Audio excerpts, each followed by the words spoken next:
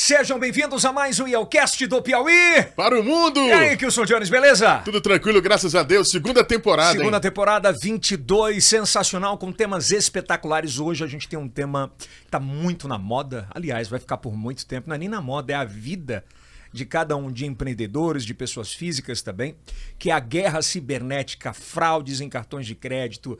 Vamos falar do hackeio, quando hackeiam, né, as contas de Instagram, de YouTube. Eles invadem tudo. Levaram o teu Pix e você não sabe como foi. Tem um termo em inglês que eu vou aprender ainda, que é quando você sequestra os dados da empresa.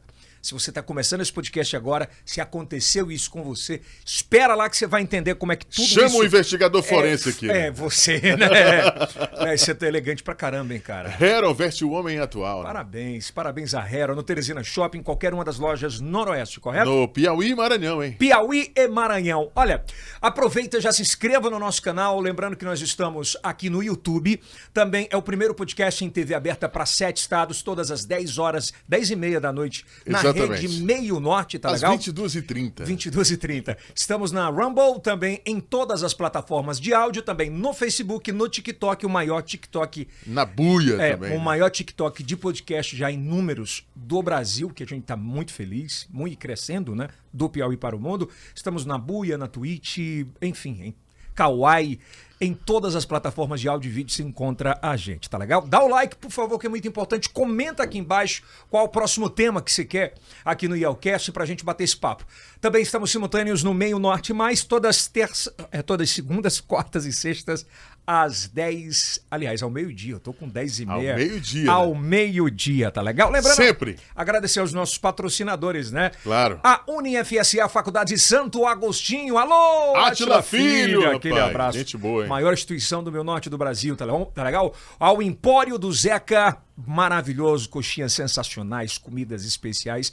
A Jupi Alimentos, que tá Alô, com a Jadiel, gente. né? Lembrando que todo mundo aqui está testado e aprovado pela Medifarma. Alô, seu Luiz! Seu Luiz, nunca Gente tomou da isso melhor comigo, seu qualidade, Luiz. Mas gente boa. Viu? Medifarma, maior e melhor distribuidora de medicamentos do meio norte do Brasil. Você de qualquer lugar do Brasil pode procurar, vai aparecer o GC aqui embaixo. Medifarma, você entra em contato com a turma lá e aí eles vão te atender. E é claro, ao Grupo Texas e Texano, sempre com a gente é formato. Se você quer ter um escritório, uma empresa de sucesso de investigação cibernética, aí sim, tem que ter formato, né? Formato, tá legal? Bom, tudo ok, porque Denis? Não é em qualquer cadeira, né? Que o cara vai se verdade. sentar, né? E antes de você montar qualquer coisa, você tem que imunizar o espaço, portanto, por isso que é tão importante você ter imunizar. Aliás, a gente tá no período, no período agora de dengue novamente, né? Um surto. Voltou o fumacê, cara. Pra você ter ideia, voltou o fumacê. A imunizar tem aquele fumacê mais portátil pra você fazer em casa. É um cuidado que você tem que ter com a sua família nesse período. E olha, meu amigo, dengue tá vindo mais forte ainda, viu, Kilson? Um calafrio tremendo, hein? Tudo que eu diga, né, Kilson? Por conta da chuva. Então, vamos fazer o seguinte, liga agora para imunizar, peça o seu orçamento pro seu apartamento, pra sua casa, pro seu terreno, pro seu sítio, pra aquela casa de campo, tipo a do seu Luiz da Medifarma, sensacional. Aquela é bonita. Aquela é bonita, ele pode pedir lá que eles fazem, tá legal? Bom, hoje a gente vai falar sobre guerra cibernética. Acho que é um tema muito bacana. Atual.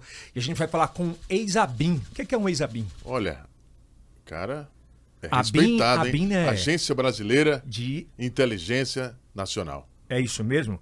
Eu acho que ele vai explicar melhor. Mas hoje é CEO da própria empresa e trabalha justamente com essa guerra cibernética, fechando portas para que hackers não invadam os seus espaços, né? O que é muito importante. Eu mesmo conheço gente que teve que pagar 300, 400 mil reais para ter os dados da empresa de volta. É um negócio louco. Surreal. E é de Teresina, cara. Do Piauí. Para o mundo. Tô recebendo hoje com muito carinho aqui Felipe Rocha Martins Soares, mais conhecido como Felipe Soares, palestrante e diretor executivo da Arpia Tecnologia. Acertei, uma salva de palmas.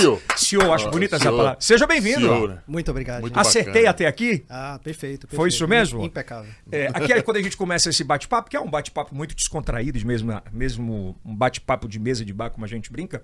Quando você conhece alguém no bar, você quer saber de onde é, quem são os pais. Então conta essa história pra gente. Você é de Teresina? Sou teresinense, família é uma parte do sul do estado. saudosa Jerumenha. Jerumenha! Grande Jerumenha, hein? Terra boa. Jerumenha, onde passei parte da minha infância. Família do meu pai é do Ceará. Ah, é? E aí se Eu ia encontraram. fazer um comentário brincando que a cabeça dele parece com a minha, cara. Como é que fala a cabeça cearense que falam, né? Lá hoje eu vivo em Brasília, né? Mas a gente sempre destoa um pouquinho nesse aspecto. Eu tenho um primo que mora lá em Israel do mesmo jeito. Enfim, aí os seus pais faziam o quê? Meus pais são servidores. Hoje minha mãe já é aposentada, mas assim, servidores públicos, né? Como muita gente aqui. Em que área? Minha mãe estava na extinta Cepisa, meu pai na Assembleia Legislativa. Uhum. E sempre aqui cresci em Teresina, né, até os 23 anos. E são quantos irmãos lá, Felipe? Só uma. Eu e mais uma. Até um casal, né? Um casal. Isso. Mas sempre esse legado dos pais era o estudo. Com certeza, né? Assim, a gente conhece, entende, né, as origens, as raízes humildes, né, de como a história de quase todo piauiense, né, a grande maioria, você é criado, né, na nossa geração para ter o estudo como referencial de crescimento, de mudança de vida, né? Já você vai tendo saltos aí qualitativos geração após geração, né? E com a gente não foi diferente, né? Ter referencial de estudo, ter o referencial de buscar se aperfeiçoar, assim, eu felizmente, né, não tenho nada a reclamar da minha formação, das oportunidades que eu fui buscando graças a Não ela. adianta também você ter a oportunidade de estudar em escola particular se o cara não está afim de estudar, né? Quantos a gente conhece que tiveram oportunidades e quantos conhecemos que tiveram oportunidades na escola pública. Sim. E transformaram a sua realidade. Acredito eu que seu pai falava, vai lá, vai ser advogado ou vai ser... Eles falavam isso? Médico, vai ser alguma coisa. Curioso, né? Eu fui fazer vestibular na UFP e eu decidi o que ia fazer no dia da inscrição. E foi meio que uma coisa assim, vou fazer direito porque vamos seguir o fluxo, né? Tava todo mundo fazendo direito na época. Era. E eu fiz direito na UFP, né? Acabei ficando lá o curso inteiro. E durante todo o curso eu já ficava naquela, né? Eu vou deixar o direito para fazer outra coisa, vou deixar para fazer outra coisa. Passou de primeira? Passei de primeira.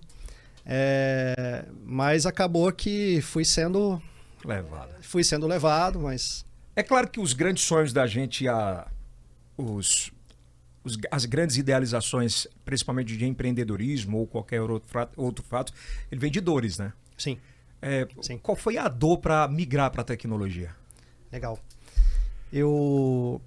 Quando eu saí da UFP, terminei o curso, formei em 2008, aí eu fiz um concurso público, também um caminho mais ou menos natural ali para quem está procurando uma entrada no mercado, recém-formado em Direito, e eu entrei no concurso da Agência Brasileira de Inteligência, da ABIN. Mas por que a BIM? Bem interessante essa pergunta. Concurso difícil, né? Pois é, mas por que a BIM, né? Bem interessante.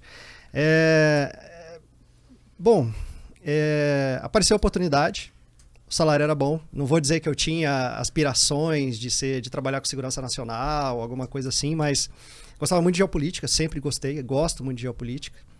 Gosto muito de entender o que está acontecendo. Né? Pensar assim, olha, está acontecendo um conflito da Rússia com a Ucrânia, como é que isso afeta a minha vida? Porque aquela história, né? Eu tenho que ser um homem do meu tempo, eu tenho que entender a minha circunstância, eu tenho que entender o mundo em que eu me insiro, até para eu poder me posicionar em relação aos fatos, ao universo, como hoje, enquanto empresário, enquanto gestor de pessoas, enquanto dirigente de uma organização e para conversar com as pessoas. Eu sempre fui muito preocupado com isso, sabe, de contexto. A gente cresce aqui no Piauí, a gente tem muito apego, né, ao nosso regionalismo, à nossa cultura local, isso é muito bom. Mas talvez aquele paradigma, né, de pensar global e agir local, né, a ideia, isso sempre me motivou. E é o que muda, né? Exatamente. Você trazer o que está bom fora, o que acontece para a tua realidade. Perfeito. E aí entrou a BIM na sua vida dessa forma. Entrou dessa forma. Tu lembra o dia que tava olhando? Bom, esse concurso aqui, pô, paga bem, saláriozão aí de cima de 20k? Na época eu namorava a minha atual esposa e na verdade foi uma coisa até mais engraçada. Que ela falou assim, vai ter um concurso legal aí, eu tomei a liberdade de te inscrever. Caraca, foi ela que te inscreveu? Aí eu falei, tá bom, eu vou lá fazer. E aí eu fiz até a prova meio assim, despreocupado. Que é um concurso muito concorrido e muito difícil, né? Mas eu tinha um trunfo na mão que era assim, o que pesava? Idiomas, era uma coisa que eu já estava ali bem ambientado, essa parte de geopolítica e direito. Então estava em casa. Estava em casa. Sempre gostou de inglês? Você fala quantos idiomas hoje? Eu falo inglês, espanhol, assim, com fluência, né? Me comunicando muito bem. E arranho alguma coisa de outros idiomas aí que eu fui treinando de acordo com a necessidade. Porque daqui a pouco a gente vai falar sobre isso. Essa necessidade se atende empresas de outros países, né? E executivos de outros países. Bom, e aí você fez o concurso? Aí fiz o concurso em 2008. E aí você perguntou, né? Como é que você foi para a tecnologia? Eu era um cara não muito afeto. Não tinha muita proximidade com tecnologia. Quando eu entrei na BIM em 2008 para 2009, eu fui para Manaus. E Manaus eu adorava, porque você tem o estado do Amazonas, uma fronteira gigantesca. Zona Franca, né? Também, mas mais franco em vários sentidos, né? Total. Você tem ali... É um país, né? É um país, ele é maior do que a maioria dos países da Europa. Se não for maior do que praticamente todos, o estado do Amazonas. Tem milhares de quilômetros de fronteira. Você tem, de um lado ali, Colômbia, você tem Venezuela, você tem... se você subir um pouquinho para Roraima, né, você vai ter a Guiana de um lado, você vai ter diferentes contextos, né, o Peru, lá no sul do estado. Então, assim, eu achei... Aquilo era um mundo novo para mim. A ideia de pegar barco no meio da Amazônia, de subir os rios e tudo, e achava muito legal. Só que, dentro da própria instituição que eu estava trabalhando na época, a gente já percebia uma lacuna nessa coisa de olhar para esse outro mundo, né? Quando eu entrei na BIM em 2008, era mais ou menos o ano que o iPhone chegou no Brasil. Acho que chegou em 2007. Tá? Acho que foi isso mesmo. E as pessoas estavam começando a usar smartphone. E a gente começa a pensar assim, cara, agora eu carrego um computador no meu bolso, né? E esse computador para o bem e para o mal. Você já tinha essa consciência plena disso? Comecei a pensar isso lá, né? Porque assim... a minha vida era, eu vou pegar um barco, vou lá para a fronteira, vou entender a dinâmica daquela região, fazer um documento, ou vou explorar uma determinada circunstância pensando no estratégico, né? Mas quando a gente olha para esse mundo, é pensar assim, cara, você tem o mundo inteiro dentro do seu bolso. Você tem o mundo inteiro na palma da sua mão. E foi mais uma coisa mesmo de me ajustar, de adaptar, embora eu não tivesse muito essa proximidade com a tecnologia, falei, vou começar a estudar. Vou começar... me aproximei de algumas pessoas muito boas, né, para guiar esse caminho.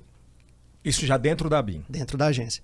E pensando muito, né, tem um amigo meu aqui, piauiense, eu convivia muito com o pai dele, um senhor muito experiente, um cara de uma inspiração pra gente, que ele sempre me falava assim, olha, quem não vive o espírito do seu tempo, dele só aproveita os males. Que frase, hein? Sempre achei muito profunda. E nessa época eu pensava isso, né? O espírito do meu tempo é a tecnologia, é o mundo digital, né? Para que eu estou trabalhando aqui no analógico? E sim, é um trabalho importante, é um trabalho que deve ser feito, mas vamos pensar um pouquinho nisso. Dá uma pausa, transformar uma história longa numa história mais curta, avança um pouquinho para 2013. Maio de 2013, final de maio, começo de junho, aparece uma pessoa chamada Edward Snowden. Ele era um funcionário ele prestava serviços para a Agência de Segurança Nacional dos Estados Unidos, a NSA, e esse cara faz algumas revelações. Ele roubou alguns documentos, fugiu primeiro para Hong Kong, depois ele foi para a Rússia, entrou em contato com um jornalista baseado no Rio de Janeiro, americano, o Greenwald, e ele começa a fazer algumas revelações que, segundo os documentos que ele disponibilizou, alguns ainda a serem confirmados, a veracidade, havia um grande programa de espionagem com diversos alvos no Brasil. Alvos no Brasil que incluíam, na época, a presidência da República, incluíam diplomatas de alto escalão, incluíam ministros, o próprio avião presidencial era interceptado, as comunicações do avião providas pela Intelbras, com link dedicado, e segundo as revelações dele, isso tudo estava acontecendo aqui. Aí a gente já tinha um trabalho de contra-inteligência. A gente começou a pensar isso, né? Poxa, tem tudo isso acontecendo e a gente está perdendo o bonde ali da história. O time, né? Perfeito. Foi quando eu realmente tomei a decisão de me dedicar full time. Só para quem está em casa entender, para quem está assistindo a gente, quando ele falou que a inteligência que roubaram os documentos, os dados, documentos, e a contra-inteligência brasileira ainda era muito aquém nessa área. Perfeito. Precária. Era muito precária na contra-inteligência em relação ao que acontecia lá exatamente. Fora. Não é isso? Exato. Então, assim, a gente não tinha uma percepção exata da dimensão desses fenômenos. Claro, sempre tinha uma fumaça. Você sabe que as grandes potências mundiais têm uma grande capacidade de manter uma presença no ambiente digital e de filtrar a informação, de processar a informação, mas você não tinha uma ideia da dimensão. Eu acho que o que esse fato do Snowden trouxe para a gente foi assim, um real dimensionamento de quão ampla poderia ser essa presença dessas agências das grandes potências globais. Vou te dar um exemplo de um programa que o Snowden revelou chamado Prisma. O que era o Prisma? Vamos pegar as maiores empresas de tecnologia dos Estados Unidos, Amazon, Apple, todas as outras grandes empresas, e vamos, Facebook. O eWork naquela época já estava crescendo. Já estava, o Yahoo era muito grande ainda na época, e vamos obrigá-las a fazer com que os dados delas trafeguem dentro de servidores governamentais, para que sejam feitos triagens. O que foi o escândalo nos Estados Unidos? Na verdade, assim, já havia uma pressuposição de que o governo americano e outros governos espionavam cidadãos estrangeiros. Isso é normal na vida deles, no dia a dia deles. Talvez não seja na nossa, mas deveria ser também. Total, né? O Brasil ter uma capacidade de projetar poder para fora. Mas o que causou escândalo lá foi que parte desses programas de espionagem eram utilizados dentro do território americano. O que para eles era inadmissível. Então esse foi o escândalo, na verdade, né?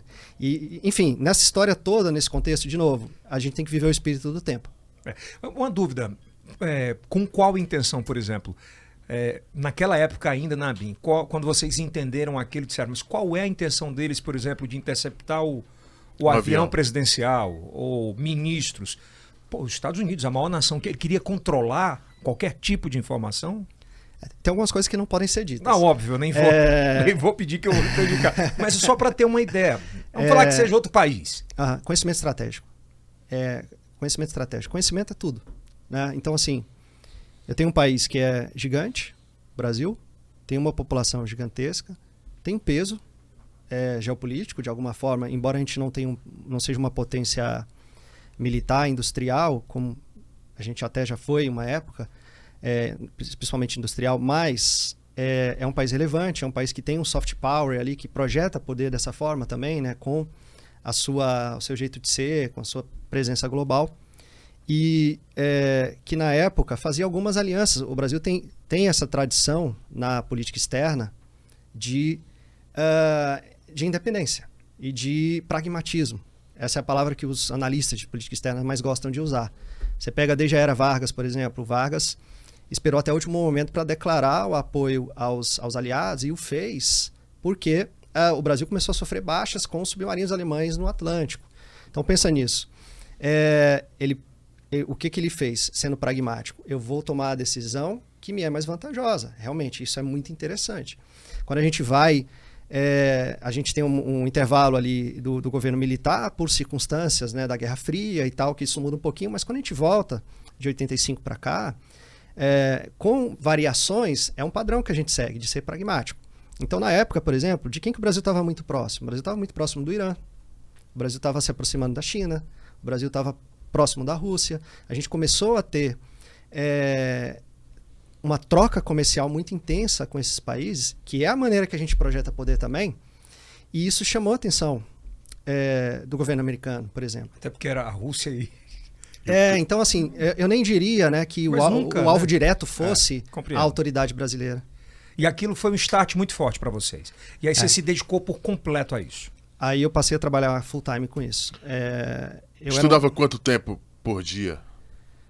Minha vida, cara, eu sou meio obcecado, assim, quando eu coloco um foco, para mim é dedicação integral, sabe?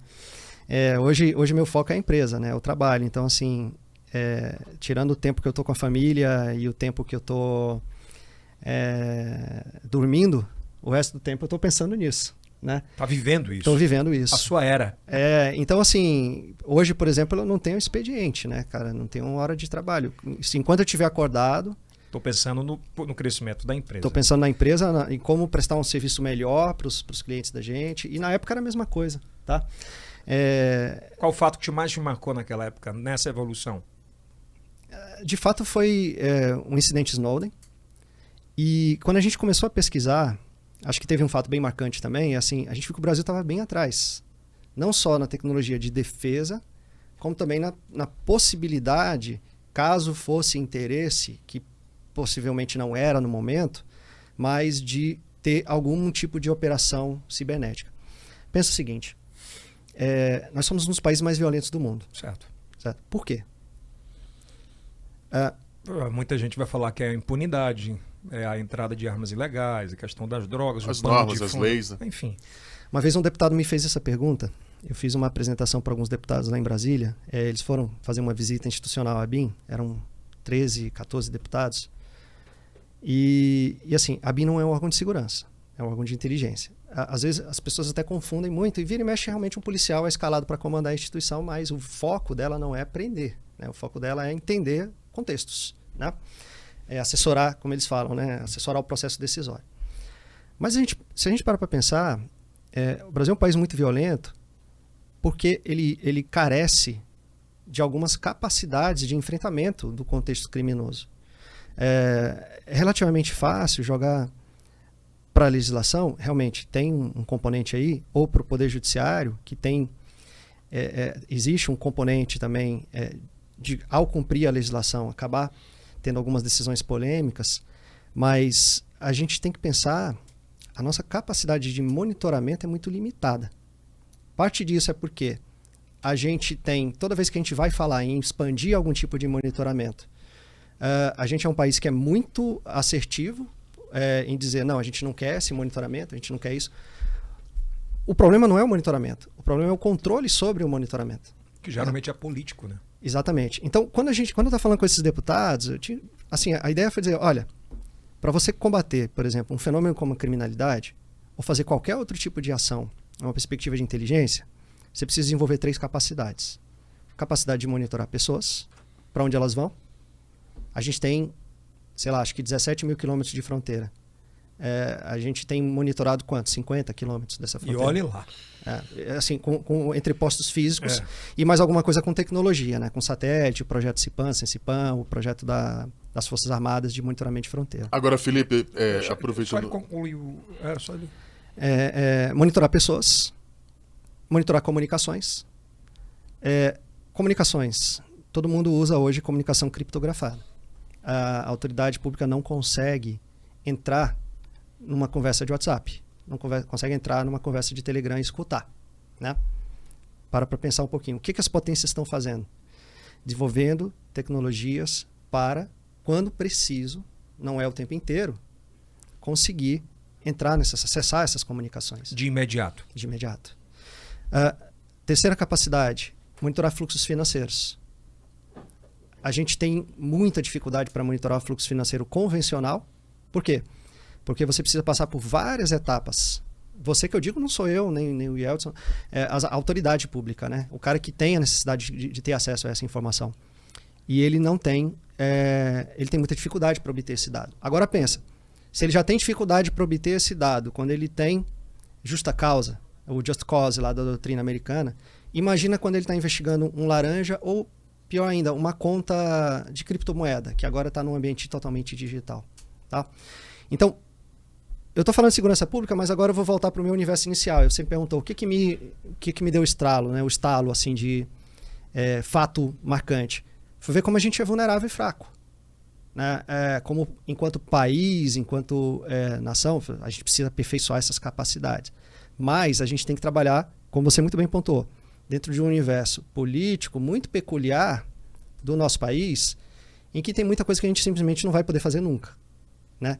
Então, que tipo de capacidade a gente pode desenvolver dentro dessas caixinhas que vão melhorar a nossa habilidade. Essa era a provocação. Mas mais ainda, tinha um outro ponto. Quando a gente olhou para os vizinhos, a gente via que o Paraguai tinha uma capacidade melhor que a nossa. Putz. O Panamá tinha uma capacidade melhor que a nossa. O Equador, a Colômbia, a Argentina, só para citar os principais exemplos. Então, esses caras... Eles despertaram para isso? Muito antes. Muito antes. Quem fez esse despertar no Brasil? Qual foi a gestão? Ou melhor, quem acreditou? Olha, ainda tem muita coisa para fazer. Correto, mas o start mesmo. Tá. O start foi no governo Dilma, depois do caso Snowden. Explica só para o caso Snowden para... O caso das revelações de que o governo americano interceptava autoridades brasileiras. Durante o governo Temer, o tema da inteligência foi muito bem tratado. É contraintuitivo, né? Você pensa assim, foi um mandato meio tampão ali e tal. O Temer colocou à frente da agência um general brilhante, assim, um cara fora de série, deu muita atenção, um cara que teve fez muita coisa boa pelo país. Assim. Ele estava além do seu tempo. Ele estava além, um cara muito bom. E no governo atual eu fiquei 6 meses, né? Então eu não tenho muita o que falar, propriedade. Né? Não tenho. Vai lá, Kilson. Aproveitando, os Estados Unidos é a maior potência do mundo. Você falava aí na questão do monitoramento. Recentemente nós tivemos um caso onde o cara foi lá no metrô e os Estados Unidos teve bastante dificuldade para poder encontrá-lo. O que dizer desse caso? Isso é legal, né? Pensa assim, você tem uma quantidade gigantesca de investimento em tecnologia, em monitoramento, em agências, mas, ao mesmo tempo, esse tipo de evento acaba acontecendo. Extrapola um pouquinho, pensa no 11 de setembro, por exemplo, né? Esse aparato, esses artefatos já existiam lá. Eles monitoravam as células, né?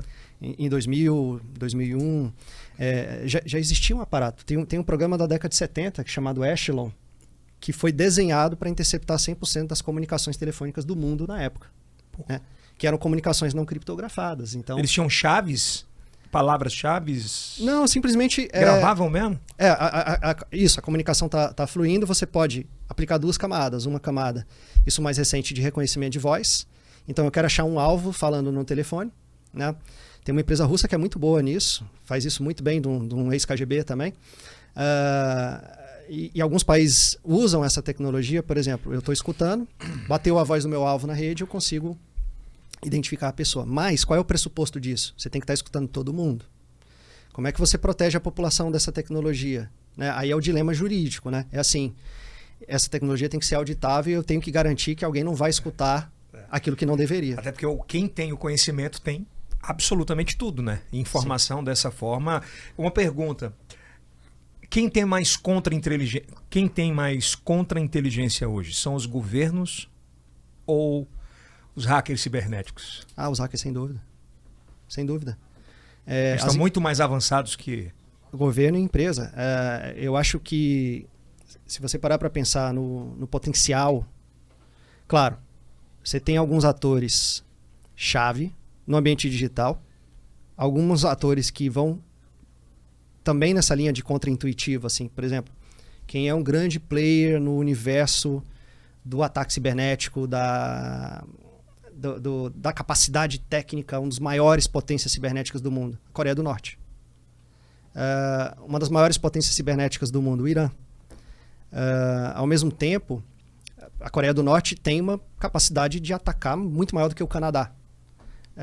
Tem uma capacidade de fazer ataques, de obter informação, de causar danos, inclusive físicos, à usina hidrelétrica, à usina nuclear, o que quer que seja, maior do que o Brasil. Tá? Então, assim, é claro, tem alguns governos que investem muito pesadamente nessas tecnologias de tanto ataque quanto defesa, mas você vê um fenômeno interessante, por exemplo.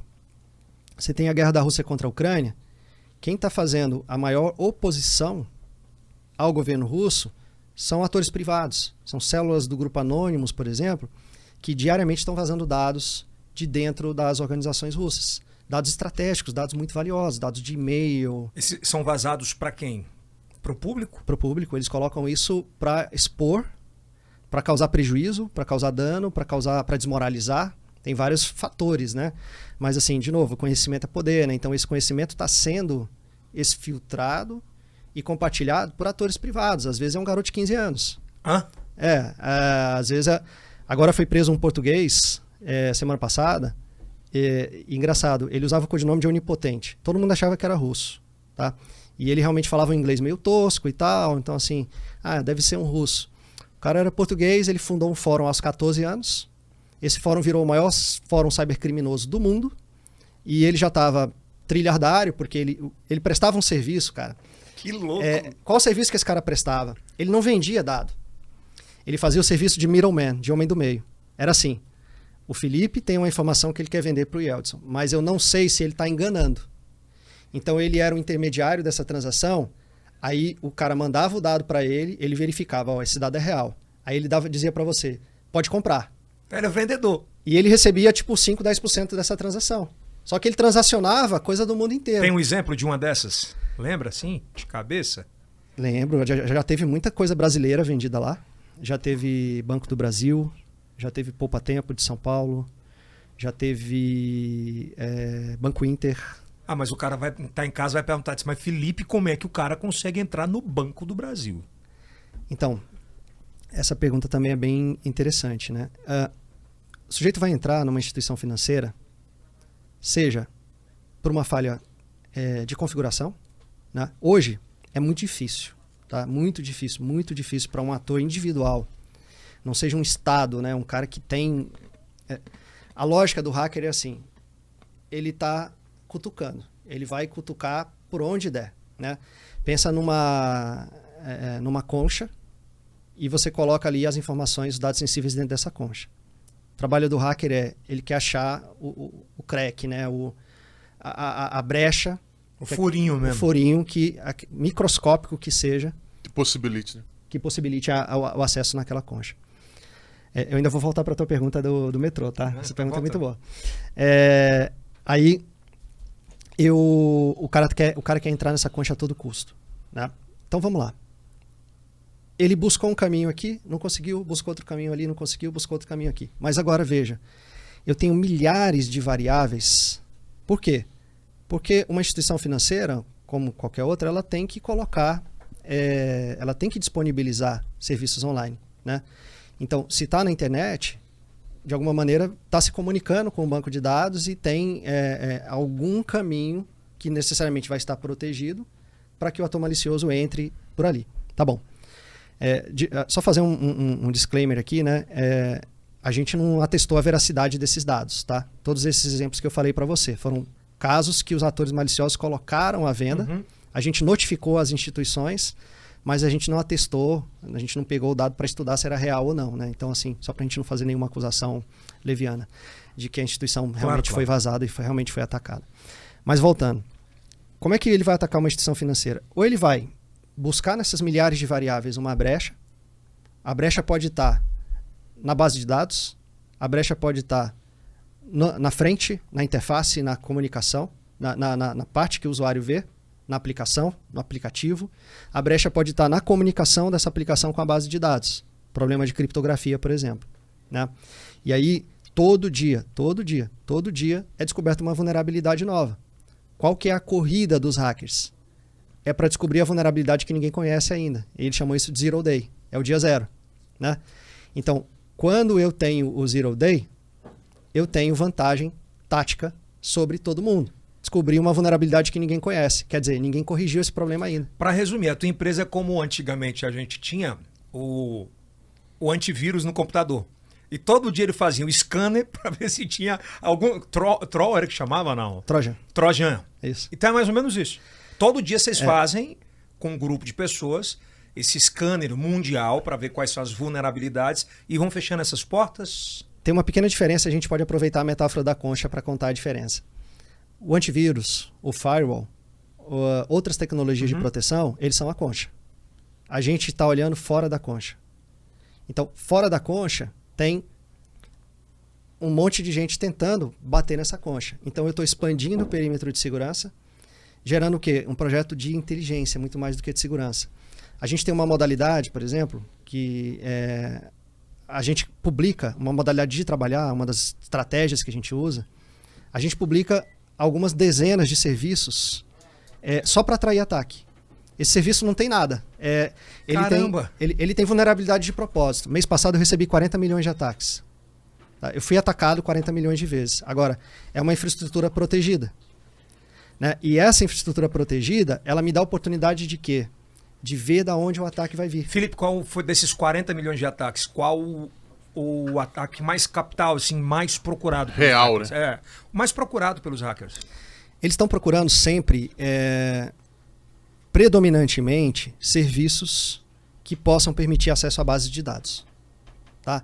Então você vai ter alguns serviços online que dão indicativos, né, de que tem uma base de dados ali atrás. Então o hacker está cutucando aquele cara ali. Né? Ele está buscando. E a gente coloca essa isca de propósito. Ah, vem aqui que eu tenho uma base de dados para você. Só que aí ele bate lá, a base não existe. O que eu faço? Eu capturo as informações dele, agora eu sei de onde ele vai vir. É o pescador, bota lá. Exato. Voltando para a pergunta para o Kilson. Caramba, que loucura, velho. 40 milhões de ataques em um mês. Volta para esse ambiente, né? Ele estava perguntando assim, como é que um país como os Estados Unidos permite um ataque, um atentado daquele porte, né? Pensa pior, aquele de Las Vegas, né? Que o cara pegou um rifle em cima do hotel e fuzilou não, ele atirou em 50 pessoas ou mais. Pensa nesses atentados que acontecem nas escolas e tudo. O do 11, né, também, né? O 11 de setembro. A gente tem níveis diferentes, né, gente? Vamos lá. De um lado, a gente tem, por exemplo, um país como a China. A China Sim. roda reconhecimento facial em todo mundo. Então, assim, se tem um procurado na China, esse cara saiu de casa, botou o pé na rua, ele é identificado. A China já vai ter um app que todo cidadão é obrigado a ter, consolida os dados dele lá, e ela já tem um monitoramento completo da vida da pessoa. Caramba, então na China todo mundo é escaneado. Todo mundo é escaneado. Agora, você abre mão, em parte, da tua privacidade, da tua liberdade individual. E isso pode eventualmente ser usado para finalidades ruins. Ruins na nossa visão ocidental, brasileira, etc. Falta de privacidade. Exato. Mas pior ainda, né? Num cenário hipotético, não vou acusar ninguém, mas perseguição política, Claro. perseguição a minorias étnicas, grupos desprestigiados. Então, pensa nisso. Do outro lado do espectro, a gente tem um país como o Brasil. São dois extremos. Né? Sim. Se você falar em reconhecimento facial aqui no Brasil, quantas pessoas vão jogar pedra em você? Tem. É uma tecnologia que é aceita em muitos lugares. O próprio político vai jogar pedra nele mesmo. Né? Os Estados Unidos está no meio desse espectro aí. Né? Ele não é como a China, um país vigilante, mas ele não é como o Brasil, um país leniente com algumas ações, com algumas práticas. Desculpa se eu estiver interrompendo esse raciocínio, só queria Você falou sobre, por exemplo, a China usa muito scanner, né, facial para monitoramento geral, mas, por exemplo, no Brasil, o que a gente vê de escaneamento facial, você vê muito pouco investimento para a segurança pública, mas muito para o cara que está voltando de um país para ser escaneado. Se ele cair uma vez na Receita Federal, ele já cai de novo. É o carro que uma vez foi pego e não pagou a multa. É muito em prol de arrecadação, ou eu estou errado? Não, Os aeroportos também. Ou eu estou errado? É muito em prol disso. Aí foi uma oportunidade que a Receita Federal achou, né? Que acabou aproveitando essa brecha, né? Mas quando a gente fala disso para a segurança pública, as pessoas ficam alarmadas, né? As pessoas ficam com medo. Se a gente parar para pensar assim, a tecnologia em si não é ruim. O que você precisa ter é a garantia adequada de que essa tecnologia seja devidamente controlada para evitar o abuso, né? Para evitar o uso não autorizado. Agora, em muitos aspectos, a gente deixa de confiar nas autoridades.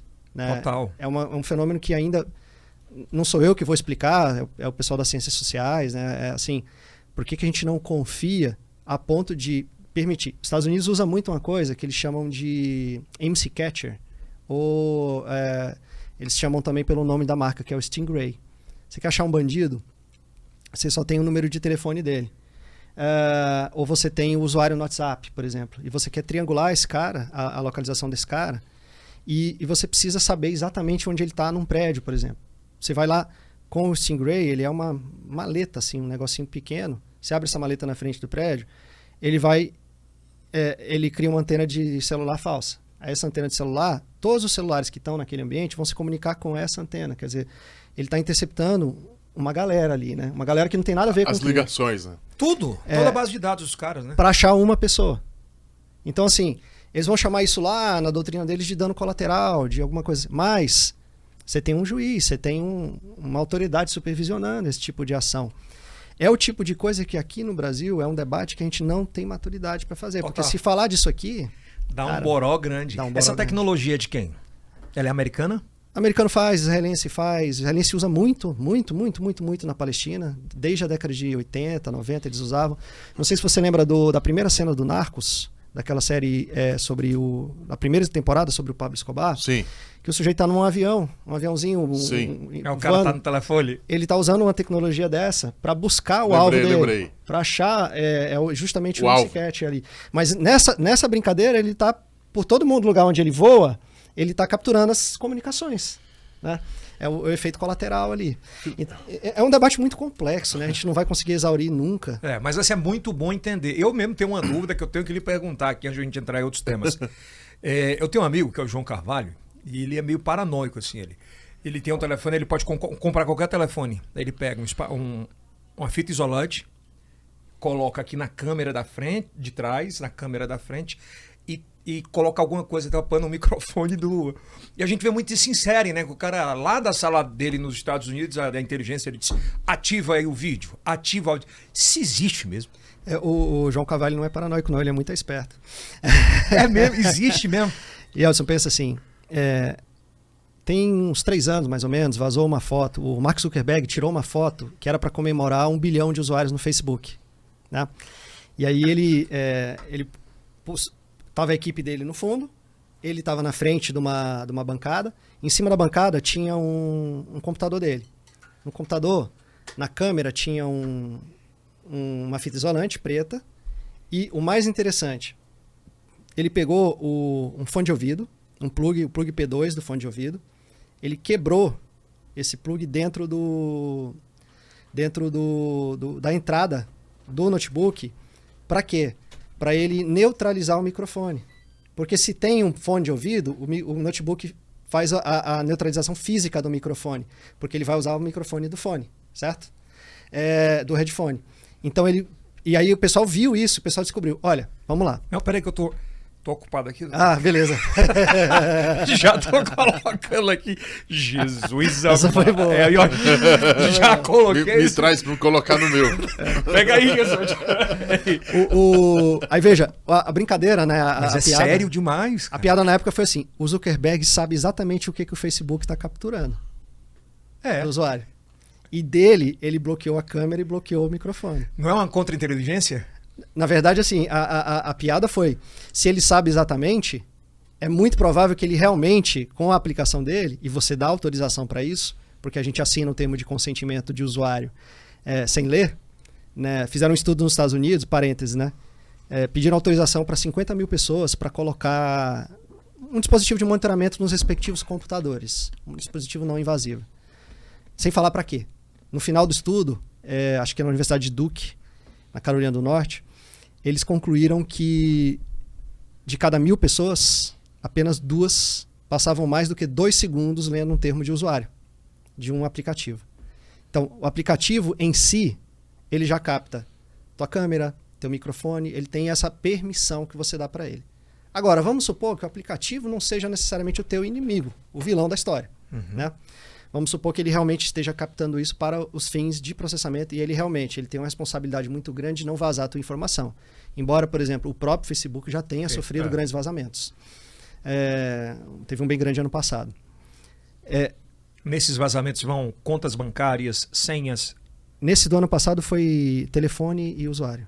Número de telefone que você fornece para validar a conta. O que no mundo da fraude, outro mundo, fora do hacker, do mundo do hacker, é um dado muito válido também para o fraudador. Porque agora ele consegue cruzar um perfil de onde ele pega fotos, imagens da rede social da pessoa com o número de telefone.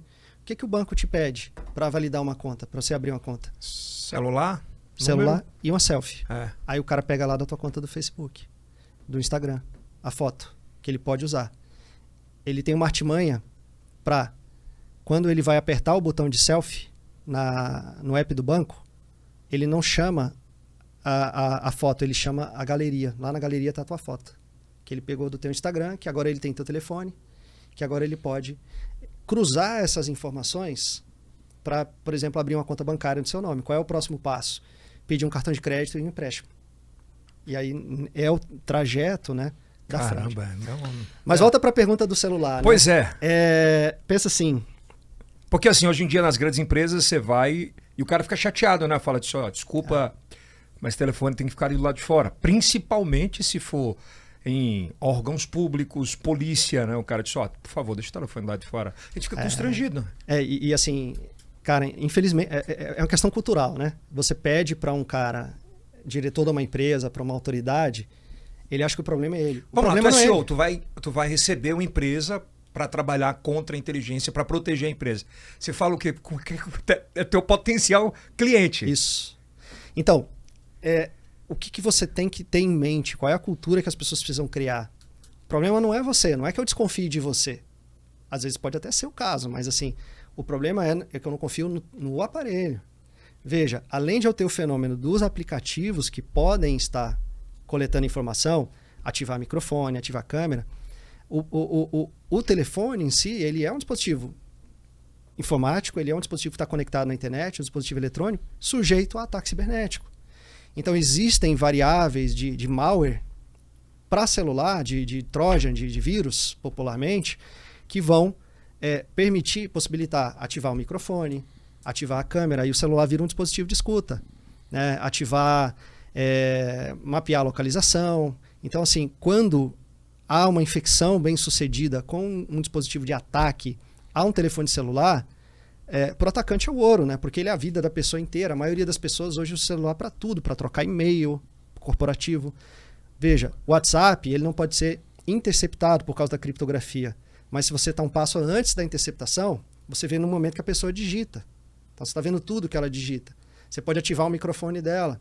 E aí esse microfone ele pode estar mandando por alguma aplicação que ele manipule esses dados que ele está capturando no ambiente para fora.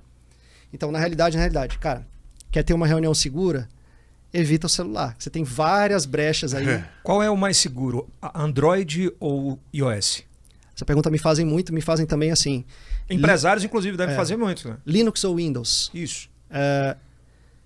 Todo dispositivo eletrônico é sujeito a ataque. Está conectado na internet, aumenta a chance. Mas mesmo não estando, tá? Como? Sim, claro. Um dos ataques que foi feito aqui no Brasil, na época das revelações do Snowden, foi com um chipzinho, acho que chamava Rage Master. Era o codinome desse chip. É um rádio. Um rádio que media 1/4 de polegada. Tá? Que plugaram numa intranet de um ministério brasileiro e esse rádio mandava informações para o lado de fora. Então, assim, precisou do acesso físico, né? Mas ele puxava informação igual. Tinha um outro que era colocado na parte de isolamento do cabo VGA, que ele conseguia printar o monitor. Então, dispositivos que existiam já em 2013. Tá? Caramba, em 2013 já tinha quase tudo 10 isso. anos atrás. Agora, o telefone, respondendo a tua pergunta, a diferença do Linux e do iPhone, que vão acabar sendo um pouco mais seguros, é que tem uma oferta menor de ataques. Né? Você tem mais gente usando Android, mais gente usando Windows, tem mais gente atacando ambos. Então, quando você tem uma oferta menor, você tem um ponto favorável aí para usar essas tecnologias. De outro lado, sim, de fato, a Apple é um pouquinho mais diligente naquilo que ela aceita dentro da App Store dela. Agora, toda análise de risco, Yeldson, ela tem que ser baseada, e no fundo, quando me perguntam o que a minha empresa faz, não é segurança, não é inteligência, é risco, prevenção e análise de risco. Toda análise de risco tem que ser baseada em quem possivelmente está do outro lado. Né? Claro, se o meu adversário, a pessoa que tem interesse em obter a minha informação, é um Estado, um governo, um cara de grande potencial ofensivo, nem o iPhone vai me proteger. Se o meu adversário é um criminoso comum, aí eu já acho que eu tenho um nível de segurança razoável se eu usar 100% das minhas comunicações com criptografia. Com alguns cuidados. Antes de a gente passar só para a pergunta do Kilson, rapidinho, Kilson, só dois questionamentos. Eu vou falar do hipotético. Em filmes, por exemplo, a gente vê, principalmente filmes americanos, que uma mulher chega próximo, ela põe um aparelho aqui, né, no bolso, aí ela chega próximo ao telefone e aparece puxando assim todos os dados. Existe essa tecnologia? Ela é prioritária para governos ou é puramente ficção? Não, isso está um pouco na linha do MC Catcher lá que eu falei. Não é exatamente que ela vai fazer a limpa do telefone, né? Você consegue, com relativo... Também não é algo que cabe no bolso, mas cabe numa mochila. Tá? Com relativo grau de miniaturização, criar, por exemplo, uma antena de telefone falsa que vai puxar os pacotes de dados. O celular é um rádio, né? E ele é um rádio não específico. Ele se conecta com quem? Com a antena que está mais próxima. Uhum. Então, quando você cria uma antena falsa, ele se conecta com a antena que está mais próxima, que é a que vai estar dentro daquela mochila. Mas ele vai ter acesso a fotos, a áudio, a vídeos? Não. Transmissões. Aquilo que está sendo transmitido no dispositivo. É isso que eu quero entender. Ele não consegue puxar o conteúdo. Não. Tem uma tecnologia israelense que é feita para isso, que é vendida apenas para órgãos públicos, para autoridades, mas que ela mesma tem as suas restrições daquilo que ela vai conseguir puxar. E é melhor a gente não entrar em detalhe para não... essa tecnologia? Teve uma discussão interessante, cara. Tem um concorrente, digamos assim, do WhatsApp, que é o Signal, né?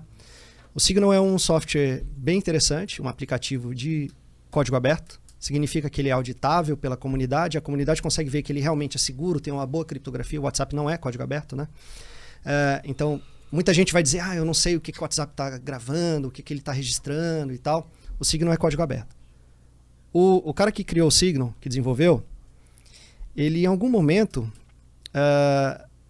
o israelense que fabrica, o dono da empresa israelense que fabrica o dispositivo mais usado no mundo para fazer análise forense de celular, ele foi falar assim, que é muito fácil quebrar o código do Signal. É muito fácil quebrar a criptografia do Signal e puxar as informações lá de dentro.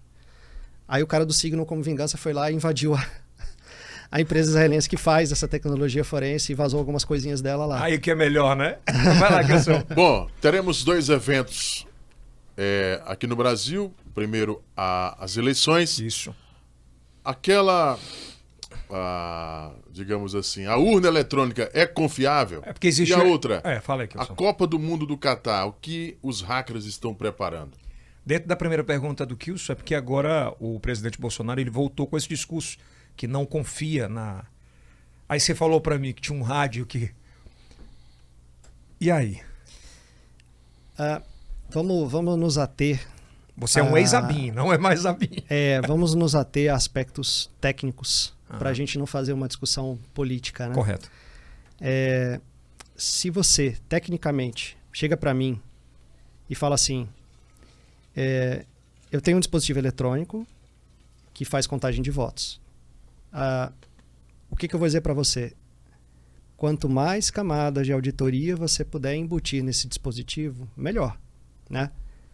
Claro, a ideia de confiança nas autoridades, realmente, eu acho que merecem confiança. O cara tem o selo lá o TSE está vigiando fisicamente essas urnas, ela é selada, ela é auditada, ela tem grupos, testes públicos, ela tem uma boa criptografia. Nenhum equipamento eletrônico é a prova de falha e adulteração, tá? Mas a urna eletrônica é confiável. Sem dúvida que ela é confiável, por todas essas camadas de segurança que são embutidas nela. Agora, se você fala para mim assim, dá para colocar mais auditoria? Poxa, deve. Quanto mais auditoria, melhor. Dá para melhorar a urna? Pela tua expertise, pelo teu conhecimento? Olha, eu não conheço o hardware, né? Eu não conheço o que está por trás ali, como é que é o dispositivo. Mas... quanto mais camada de auditoria, melhor. Vou te dar um exemplo de uma coisa que virou uma discussão política que não deveria. A história do voto auditável, voto impresso, né? Eu vou pegar quem eu votei, eu estou vendo a foto da pessoa, esse voto é impresso, eu vi ali que eu votei, isso é picotado, cai numa urna física. Se alguém questionar o resultado daquela urna, isso está lá, o físico pode pegar e fazer. Se é prova de falha? Não é, mas é uma camada adicional de auditoria.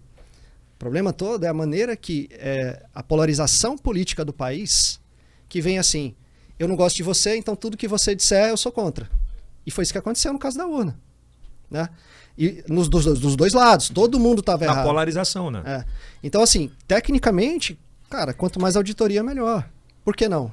Mas a relação de ela não ter, você falou aqui sobre quanto mais entradas pela internet, mais possibilidades de invasão, né? Sim. Os ataques. As urnas, elas não têm nenhum tipo de conexão com a internet. Elas estão numa rede própria. Numa intranet, digamos assim, né? Numa rede isolada do mundo virtual que a gente conhece. De 0 a 10 a segurança? Acho que seria leviando da minha parte dizer sem conhecer direito o hardware, né? Mas é um equipamento confiável, sem dúvida. Toma, a segunda que é do... A Copa do Catar, o que os hackers estão preparando, o que é possível acontecer de forma negativa, de prejuízos? Tem dois lados, né? Teve um caso interessante na Olimpíada de Sochi, a Olimpíada de Inverno, 2014, que estava ainda repercutindo esses escândalos de espionagem de 2013, e todo dia saía alguma coisa nova e tal. A Rússia praticamente fez uma redoma eletromagnética ao redor da cidade. Toda a comunicação que entrava e saía daquela cidade era interceptada e monitorada. Né? Foi o mais robusto esquema de segurança que a humanidade já viu até então. Eles estavam preocupados, segundo alegavam, com atentados de separatistas ali de regiões diversas da Rússia. Se você parar para pensar, isso também dá uma baita oportunidade para vigiar, para coletar informações, né, de atletas estrangeiros. Com relação à Copa, a gente tem que pensar assim, para um hacker, ele pode ter diferentes finalidades. Né? Ele pode ser um cara que quer dinheiro, talvez ele não tenha tantas oportunidades assim, é melhor para ele atacar um banco, Teve um roubo de criptomoedas 2 semanas atrás que o sujeito obteve $600 milhões. Quem é o suspeito número 1? Coreia do Norte. Quanto? $600 milhões. Num ataque. Eles conseguiram adulterar o mecanismo de validação de uma determinada rede de criptoativos e eles conseguiram esvaziar várias carteiras. Aí juntaram isso numa carteira só e sumiram. É considerado o maior roubo da história. E não tem como recuperar, né? Vai ser muito difícil. E aí, sim, o hacker, o criminoso, ele quer dinheiro. Talvez ele não tenha tanta atratividade para a Copa do Mundo, mas um cara que é ativista digital, por exemplo, que quer causar algum barulho, quer causar algum tipo de escândalo, pode ser interessante atacar esse tipo de evento. Agora, claro, né? Quando a gente vai para um país ali, como o Catar, um país do Oriente Médio, ele está muito mais próximo de um espectro de segurança, naquela ideia, né? De um lado a gente tem o Brasil, do outro lado a gente tem a China, no meio a gente tem os Estados Unidos, ele está muito mais próximo do outro lado do espectro, né? Então, assim, é um país que certamente está se preparando para todo tipo de ataque de evento, né? Ele está próximo de uma região que tem as suas dificuldades. E existe essa preparação? Com certeza. Deve existir, né? Com certeza. Uma pergunta que eu tenho muito dúvida, assim, na minha cabeça de leigo sobre tecnologia, principalmente dessa troca. Quando a gente pensava em tecnologia, você pensava assim, a maior potência do mundo em tecnologia, em contra-inteligência, os Estados Unidos, né? São os pica do mundo. Aí você tem Irã. O porquê desses centros específicos assim? Qual é a referência? Vem de onde? Qual é o berço disso? É legal, né? É interessante pensar isso. Por exemplo, tem 2 fenômenos aí. Um é o fenômeno da espionagem estatal, outro é o fenômeno do cybercrime, né? O Brasil é muito profícuo no cybercrime. Tem muito criminoso digital aqui no Brasil. Muito. Muito. E caras de grande potencial, de grande capacidade. Tá? E que a legislação é muito fraca para isso. Tem mudado, mas continua. Ainda demora. Recentemente teve um reforço da punição, né, da sanção para o crime de invasão de dispositivo eletrônico. Mas isso é um fenômeno bem recente, tá, Elton?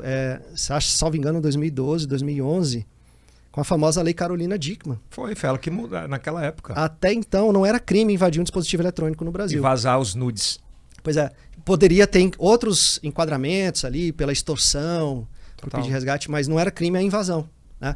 Começou ali, agora, final de 2021, essa pena desse crime foi aumentada. Criou-se o crime de cyberstalking, que é aquele cara que está perseguindo uma pessoa no ambiente digital e tal. E aquela ideia de vazar nudes também, tudo mais. Mas Desculpa te interromper, você sabe que tem um caso, e a gente cobrou muito, inclusive, na televisão para que fosse referência, porque teve na época o caso da Carolina Dickmann. Estou tentando lembrar o nome da garota, em Parnaíba. A moça, ela teve uma foto, o rapaz conseguiu ter acesso à foto, ele ameaçou tanto que iria expor a foto, que ela tirou a própria vida. Pois é, isso é de uma covardia. Júlia Rebeca. E na época havia um clamor aqui no Estado para cobrança pelos 2013. Sim. Pelos deputados federais do Estado, que eles... Por que era Carolina Dickmann e não poderia se virar a chave em 2013 ainda com a Rebeca? É isso que é muito foda, às vezes, de você não ter... Tinha um site nos Estados Unidos totalmente especializado no chamado revenge porn. Era o cara que tinha os nudes da namorada e queria publicar lá. Que loucura, velho. Quem fez esse site era um cara que ele dizia assim, eu meço meu sucesso pela quantidade de mulheres que tirarem a própria vida. O cara é totalmente misógino. Como idiota. era? Isso era a medida de sucesso dele. Ele colocava lá? E aí teve um cara, ele era fuzileiro naval americano, ele ofereceu, ele foi totalmente anônimo, ele se juntou com um grupo Anonymous, por sinal. O grupo Anonymous começou a infernizar esse cara, né? Começou a hackear a coisa dele, começou a ver problema dele na declaração de imposto dele. Aí de cara ele foi condenado a 2 anos de cadeia, né? Porque estava sonegando imposto. Aí ele aproveitou que o cara estava vulnerável, esse fuzileiro naval, ex-fuzileiro naval, ele fez uma oferta pelo site com uma condição contratual, que ele estava comprando o site e o cara nunca mais poderia publicar nenhum site da mesma natureza, que ele ia ter agora, e tinha essa cláusula no contrato. Aí o cara topou, ele estava na cadeia, estava devendo, bababá, não sei o quê. E aí, hoje em dia, quando você tenta entrar nesse site, ele redireciona para um site anti-bullying. Que massa! Foi uma ação bem interessante, assim. É um pouco do vigilantismo, né, cibernético e tal. Que é uma vanguarda, né? Assim, cara, e é uma coisa que pouco falado. Pois é. É muito pouco falado. A gente não tem experiências como essa no Brasil. Não. Agora, assim, tem muito ativismo digital positivo no Brasil. Tem muita gente, tem umas ONGs de mulheres que estão ensinando meninas a trabalhar com código, porque ainda é um mundo extremamente masculino.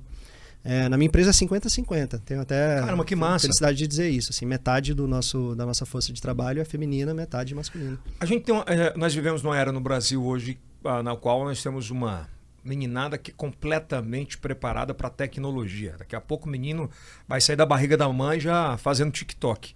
Por outro lado, a gente tem uma meninada completamente despreparada emocionalmente, né, para conviver com isso. Isso me leva à tua pergunta anterior, tá?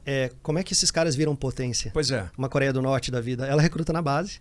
Caramba, Ela vai pegar um moleque de 10 anos ali, esse moleque tem aptidão com computador. Você vai entrar num programa estatal aqui, totalmente orientado para esse fim, né, de criar guerreiros cibernéticos. Criar guerreiros cibernéticos.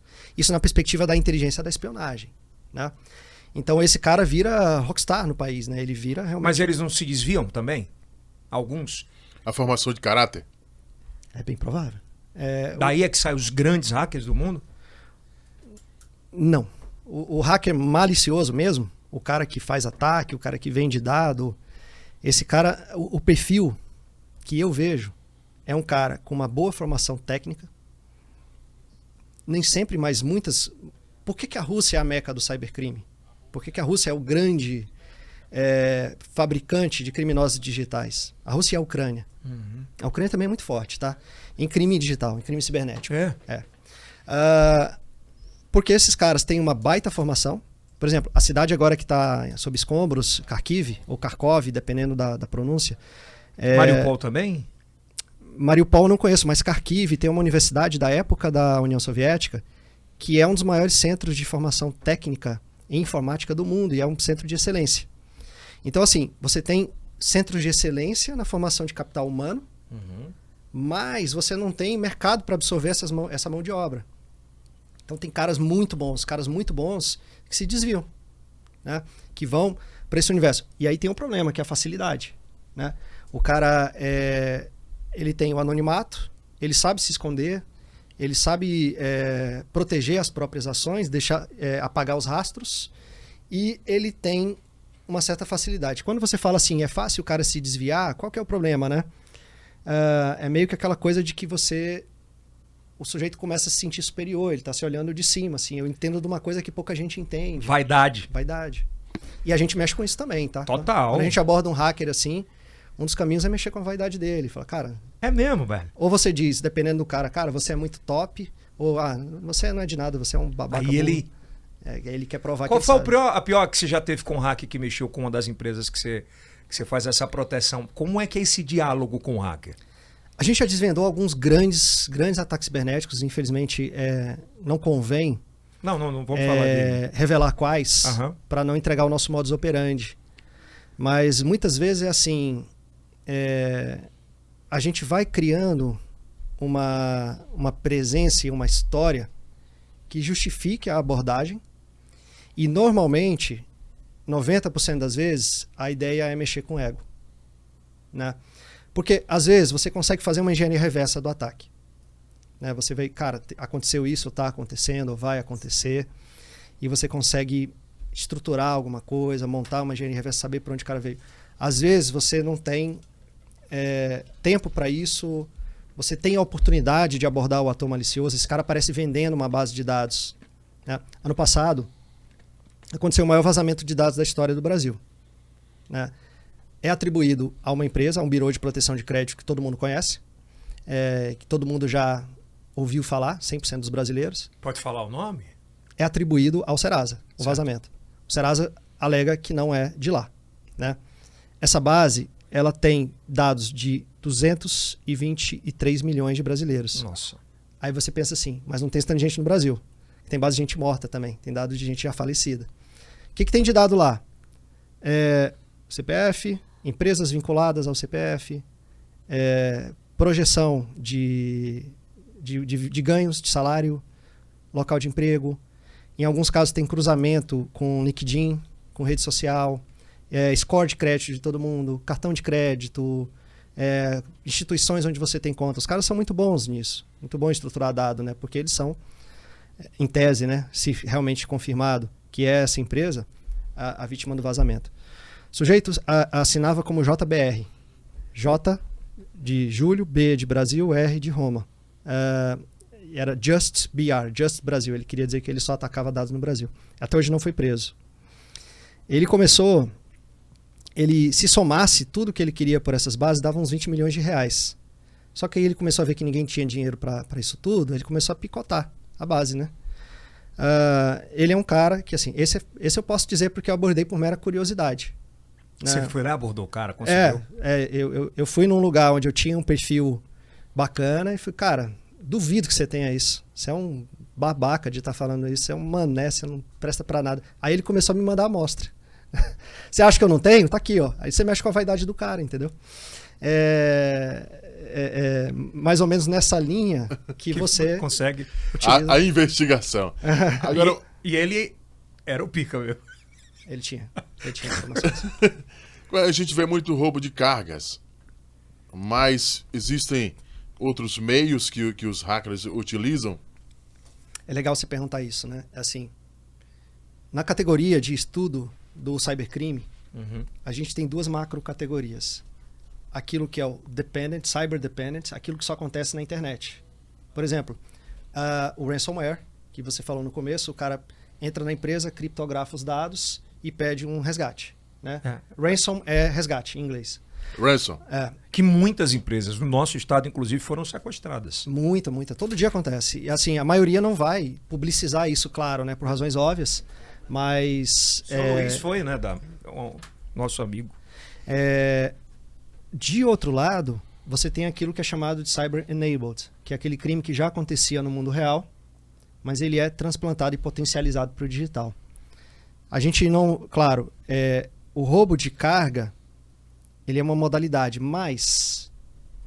O criminoso... Qual é a carga mais visada? Celular e notebook. Tá? Porque é um negócio que o cara depois tem uma certa facilidade para anonimizar. Eletrônico.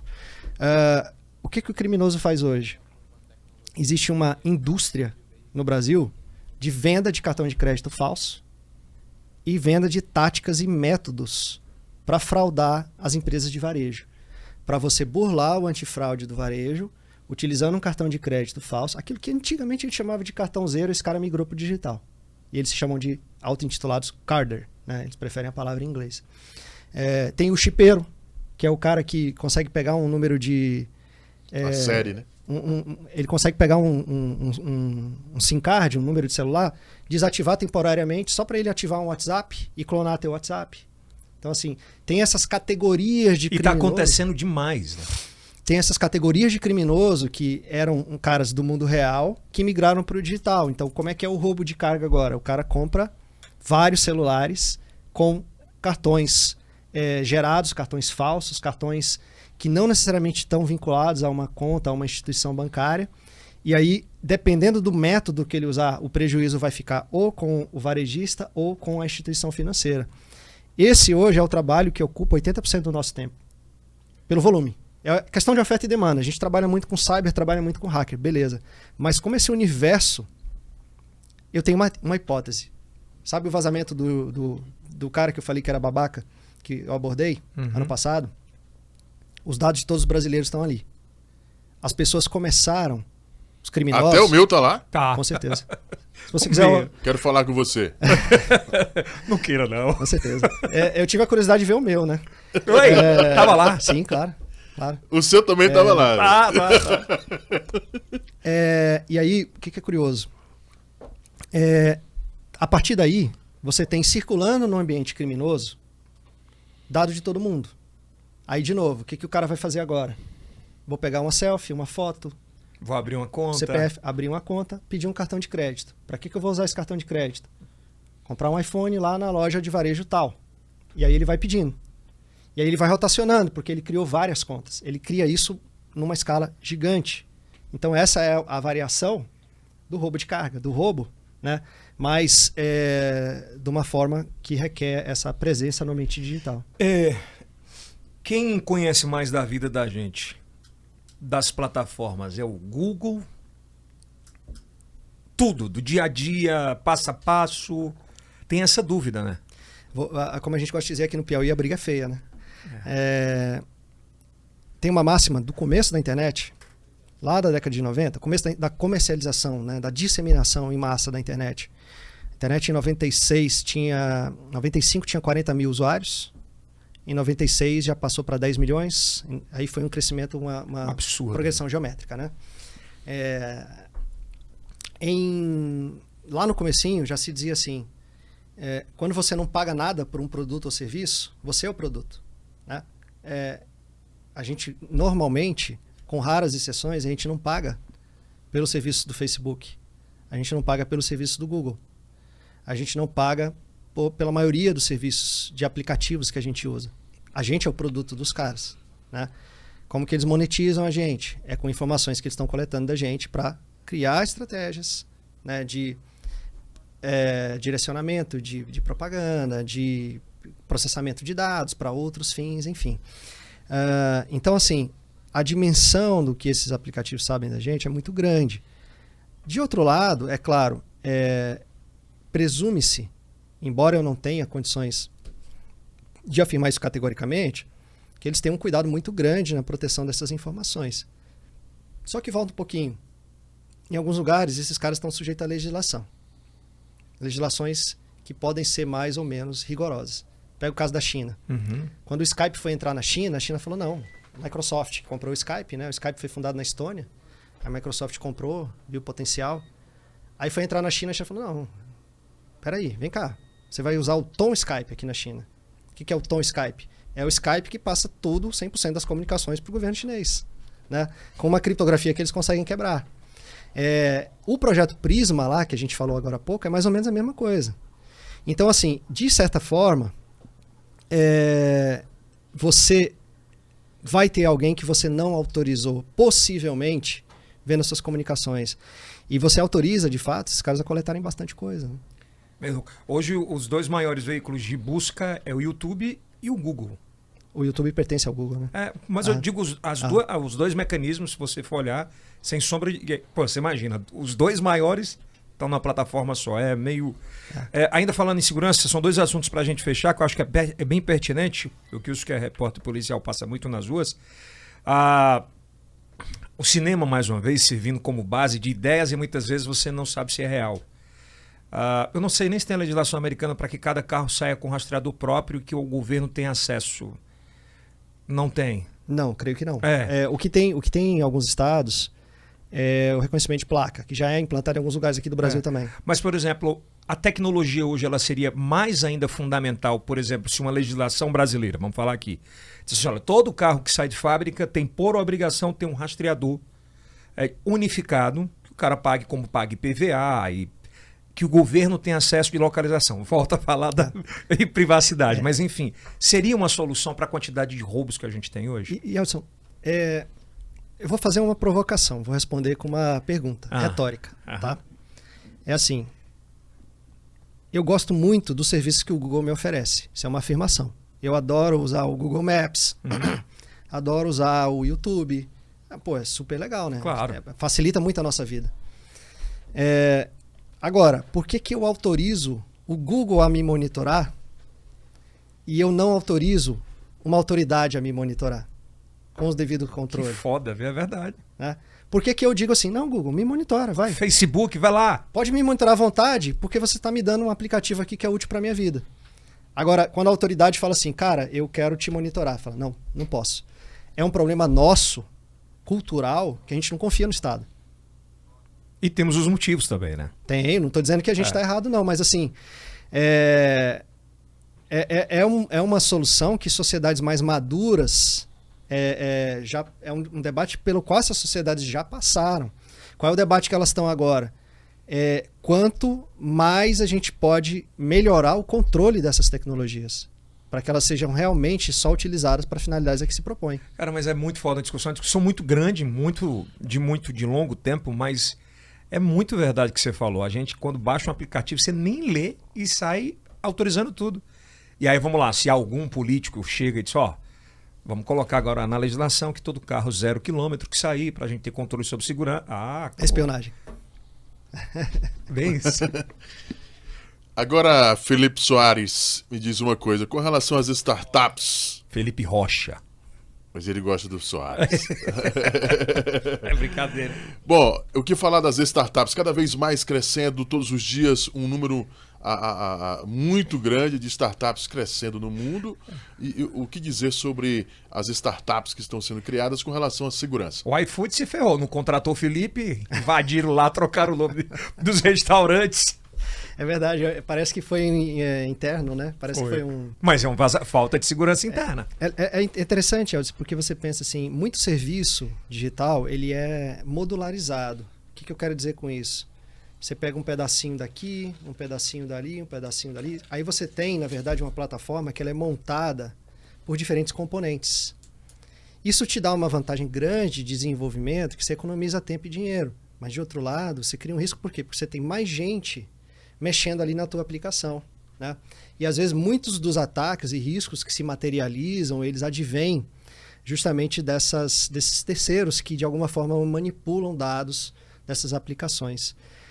Com relação ao ambiente de startup, assim, é fantástico, né, o que está acontecendo. Eu acho que o ambiente mais pujante aqui no Brasil hoje é de serviços financeiros. O Brasil é uma ilha de excelência em fintechs. Em fintech, perfeito. Em estabilidade do mercado financeiro, que é algo que a gente aprendeu a duras penas, né, na década de 80. E por causa disso, eu vejo assim, muito serviço interessante. Eu mesmo, eu não posso falar ainda, mas quando eu abrir esse negócio, eu volto aqui, eu também estou investindo aí numa fintech que... Será que teremos o seu unicórnio? Você será mais um unicórnio do Brasil? Vamos ver. Olha. Vamos torcer aqui, né? Seu Luiz aqui. E assim, é um segmento muito pujante, né? Claro, você tocou num ponto fundamental, que é assim, quanto mais eu digitalizo serviço, quanto mais eu ofereço plataformas digitais para as pessoas, mais eu deveria, né, hipoteticamente, estar preocupado com a segurança da informação delas. Mas isso se aplica não só para startup, mas se aplica, por exemplo, para governo. O que acontece muito no governo? O governo está passando, fantástico, cara, um processo de digitalização de um monte de coisa. Em todas as esferas, né? Federal, estadual, municipal, na maioria das unidades da federação, digitalização de serviços. Só que às vezes tem um cara por trás que diz assim, cara, coloca isso no ar, coloca isso no ar, coloca isso no ar, bota para rodar, bota para funcionar. E não tem uma preocupação proporcional com os cuidados de desenvolvimento seguro, com os cuidados na proteção da privacidade da informação. As camadas de proteção, né? E aí, assim, isso cria um risco novo. Você tem toda a razão com isso.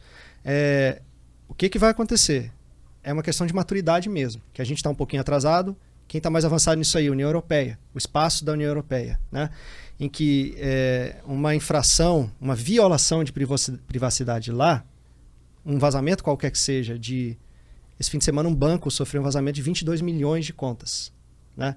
Isso na União Europeia é para fechar o banco. Aqui ele vai tomar uma bela multa já hoje em dia, tá? Mas lá Mas não fecha o banco. Não fecha não. Fecha não. Mas hoje em dia já tem, né? Essa legislação é de 2018, entrou em vigor em 2020, demorou bastante. Pois ainda tem uma dificuldade o problema é isso, né? A demora, a gente fica falando, na Câmara Federal, no Senado, tem que ter representantes do mundo cyber mesmo para ajudar, porque na maioria, vamos ser honestos, na maioria, por exemplo, do Senado, a gente tem ex-governadores, pessoas mais velhas que não têm acesso ou não tiveram muito contato com tecnologia, e aquilo é meio que um outro mundo, eles cuidam mais de política. Na Câmara Federal, sei lá, quase a mesma coisa, pouquíssimos. E a gente é carente disso, enquanto isso. Eles são bem assessorados, sabe? Eles têm bons consultores legislativos lá em Brasília, mas... Mas por que não anda? Eu acho que é questão política mesmo. Pois é, por isso que casa com isso que eu estou te falando. Não tem interesse. Assim, isso. Não é uma pauta que seja importante ou que dê voto. Não é igual falar de educação, falar de segurança pública, e olha que... Eu acho que a pauta tem que ser tecnologia. A gente não tem mais ou não tem uma disciplina específica sobre tecnologia nas escolas públicas. Sim. Importante ter, né? Tem que ser fundamental, né, Felipe? Quem não vive o espírito do seu tempo... Pois é, mas não tem? Só aproveita os males, né? Cara, já passou da época de ter alguma coisa específica, né, para isso.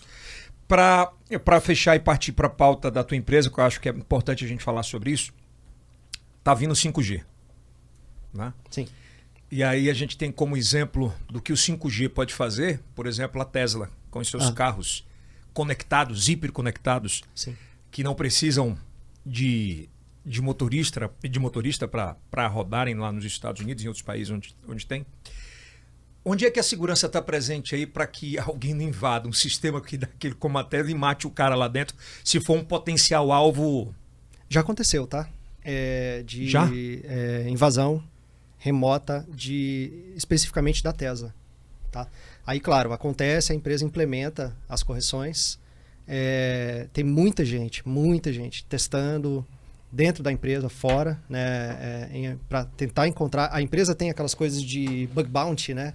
Eu pago uma recompensa se você achar alguma vulnerabilidade. As grandes empresas do mundo hoje, da tecnologia, têm esses programas de bug bounty. O Facebook, vira e mexe, paga ali $100 mil para um moleque de 15 anos de idade que achou uma vulnerabilidade no código deles. Então, assim, tem essa camada de proteção.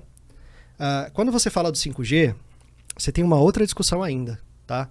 É o padrão.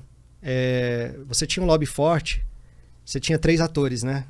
China, Estados Unidos e países da Escandinávia.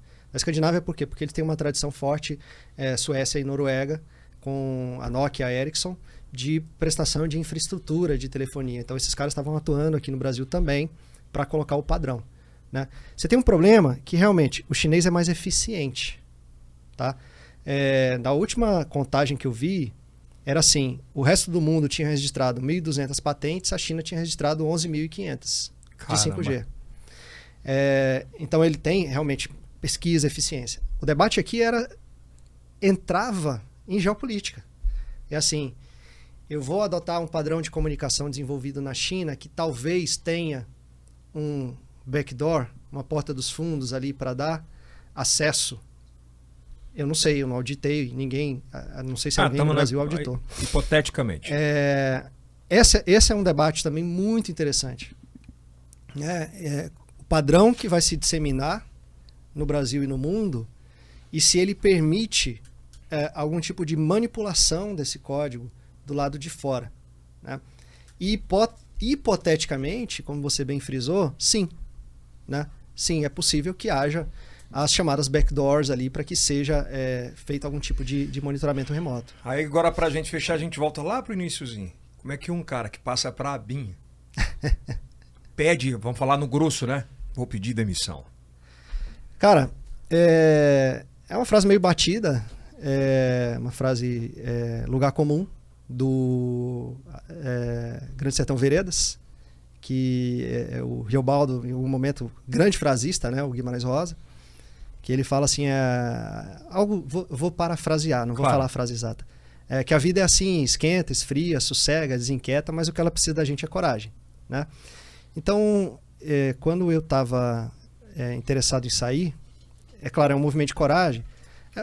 A gente está falando aqui no Piauí é mais fácil falar isso, né? Porque a gente tem muito essa cultura de concurso público aqui, né?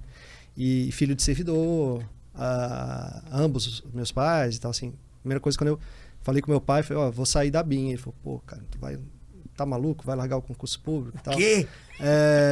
Aí eu falei, não, vou... A palavra que mais escuta é estabilidade. Estabilidade, aposentadoria.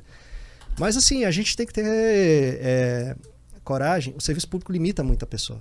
Né? Te dá estabilidade, mas ele te limita um bocado. Né? Você não tem questões muito além da obediência da hierarquia. Tem questão de você ter que saber lidar com as diversas camadas de vaidade. Enfim, não era para mim. Demorou 10 anos para eu descobrir. Você ficou 10 anos aí? Fiquei 10 anos. E descobriu muita coisa. Te mandaram investigar o que você não queria investigar ou que não tinha necessidade? Sim, mas eu comprei briga, não fui. Já aconteceu. De assim, você vai para lugar tal e você vai fazer a missão tal. Porque eu era um cara de operações. Né? De campo, era? De campo. Como é que era teu trabalho lá? Principalmente o trabalho era um trabalho de fontes humanas, de recrutar pessoas. Achar pessoas que estivessem bem posicionadas para me passar algum tipo de informação relevante. E já aconteceu uma vez particular, que eu me lembro, assim, você vai para lugar tal e a missão é essa. Eu falei, não vou. Aí nunca mais eu fui mandado para esse lugar. Aí ficou no escritório? Aí fiquei em Brasília um tempo. Fiquei de molho. Ficou de molho mesmo? Fiquei de molho. Hierarquia, né, do negócio. Sim. Qual foi o dia D para dizer assim, já deu, já tô com o meu projeto pronto? Já era esse projeto? Era esse projeto, mas ele mudou e ele foi crescendo com o aprendizado, né? Porque assim, a cultura do setor público é totalmente diferente do setor privado. Uma coisa, a cultura que eu tinha, ainda mais porque eu estava numa instituição muito fechada, uma instituição que as pessoas têm pouco contato com o ambiente externo, né? Com o mundo exterior.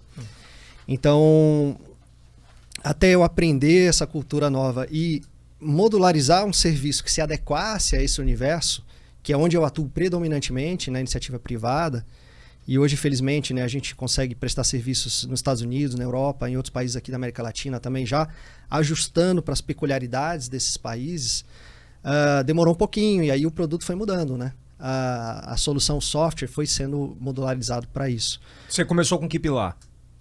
Cibersegurança. Cibersegurança. Aí é o grande exemplo, né?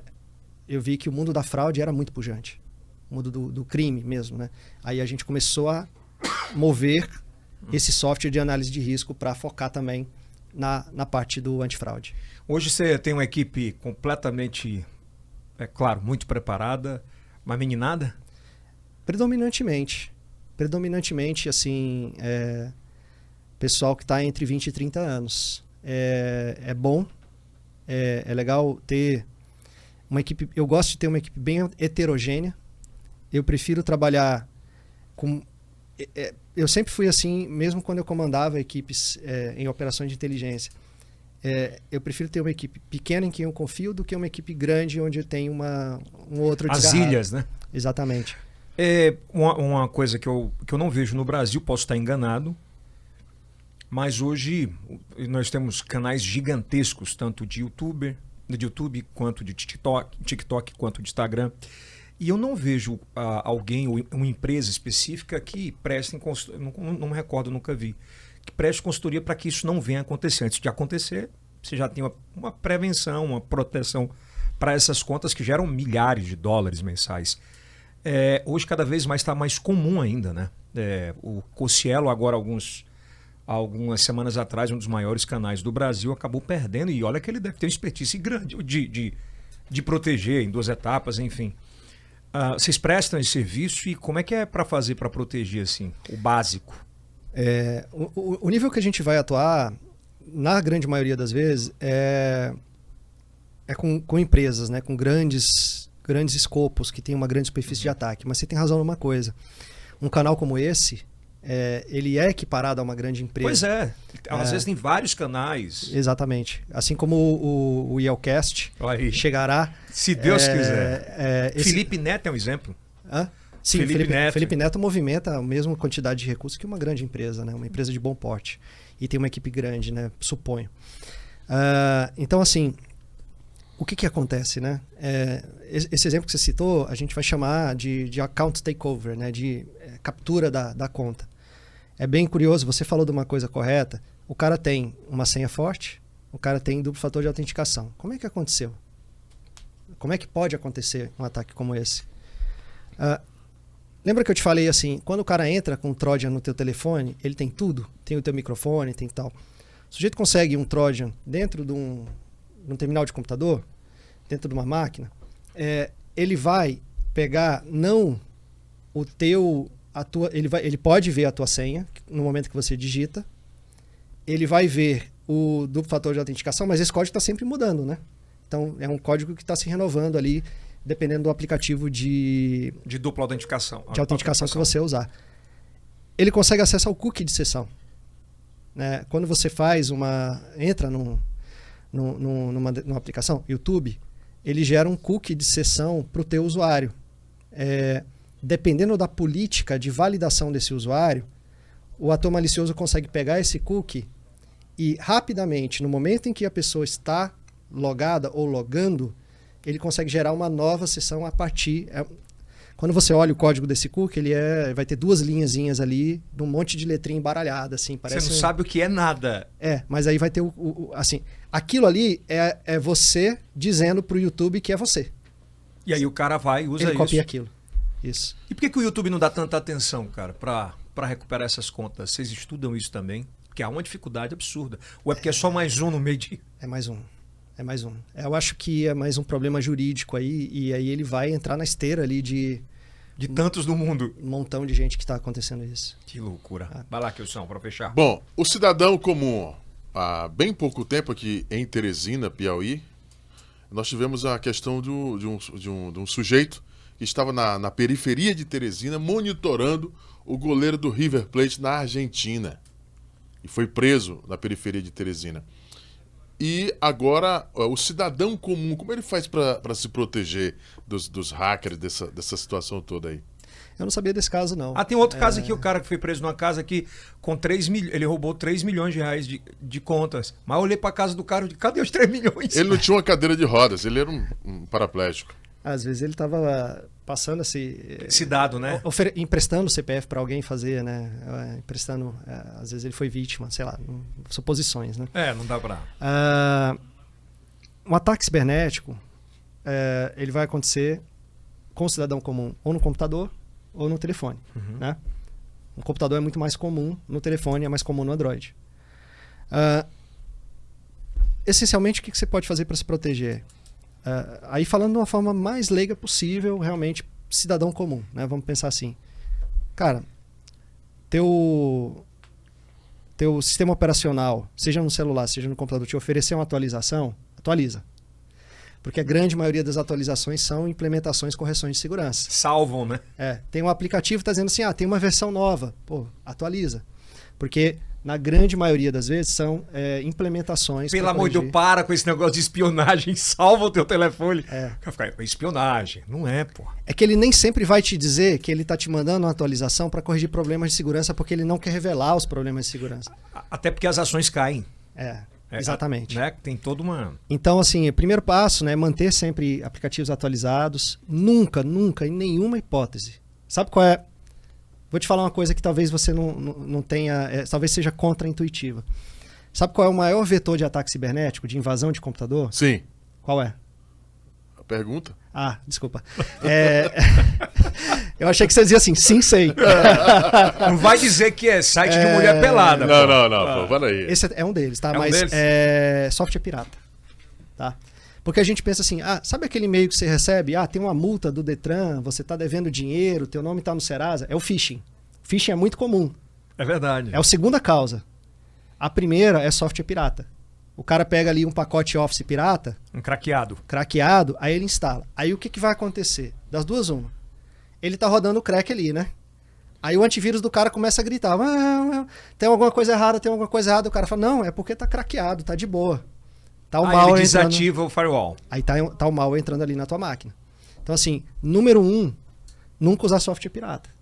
Manter os softwares autênticos. Eu não tenho...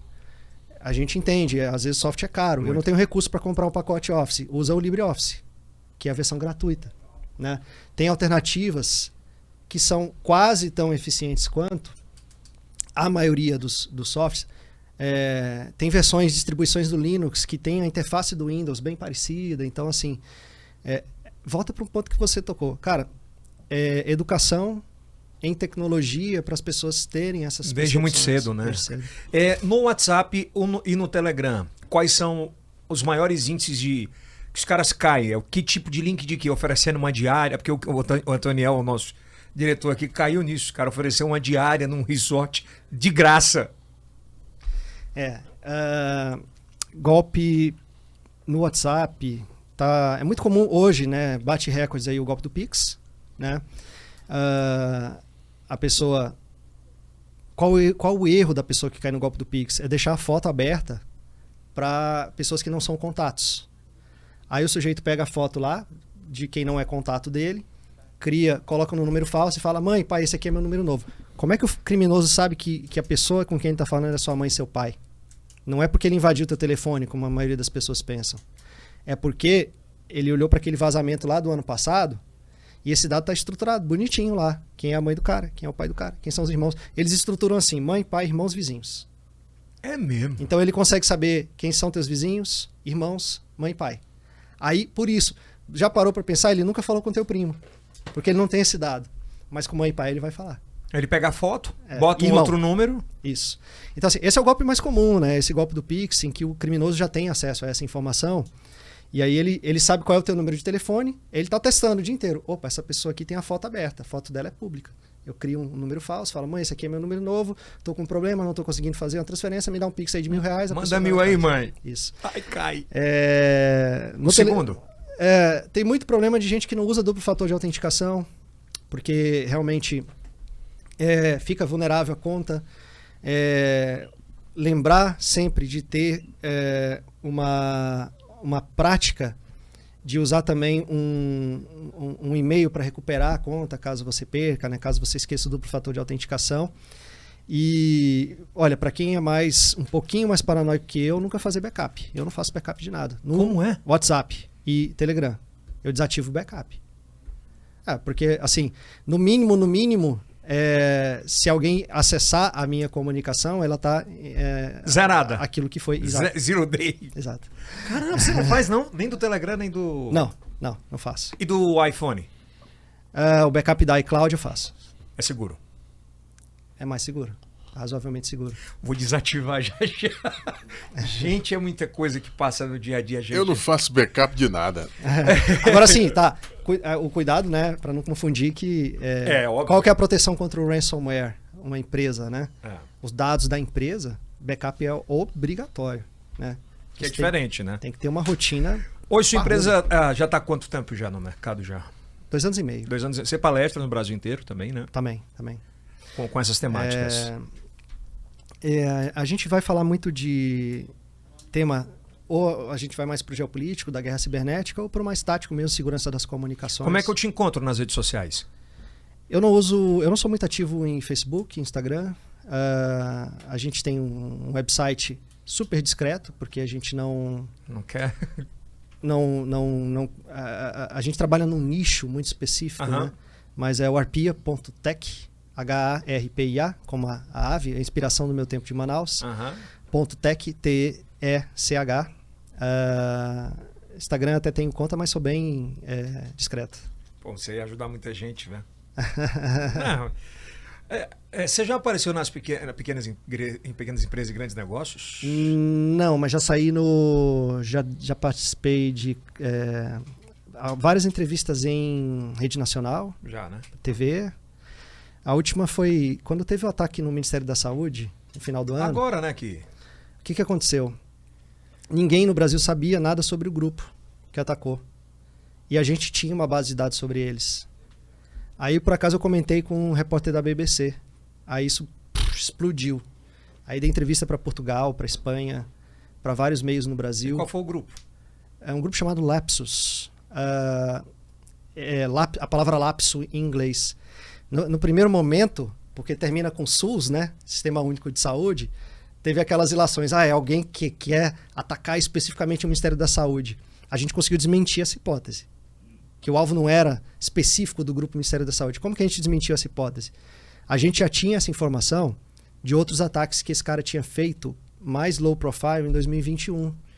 Ele começou, olha que curioso, o primeiro ataque que a gente registrou dele foi um phishing, aquela mensagem, ele estava mandando SMS para algumas pessoas na Irlanda, na Escócia, na Inglaterra em geral, dizendo assim, a sua conta do iCloud, do iTunes, está comprometida, clique aqui para redefinir a senha.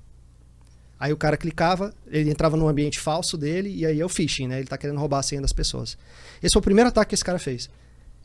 Era um primeiro indicativo, é igual ao terrorismo, cara. Tem vários estudos dizendo assim, o terrorista, sei lá, vou chutar o número, não lembro de cabeça, mas 90% dos ataques acontecem no raio de 50 km da casa dele.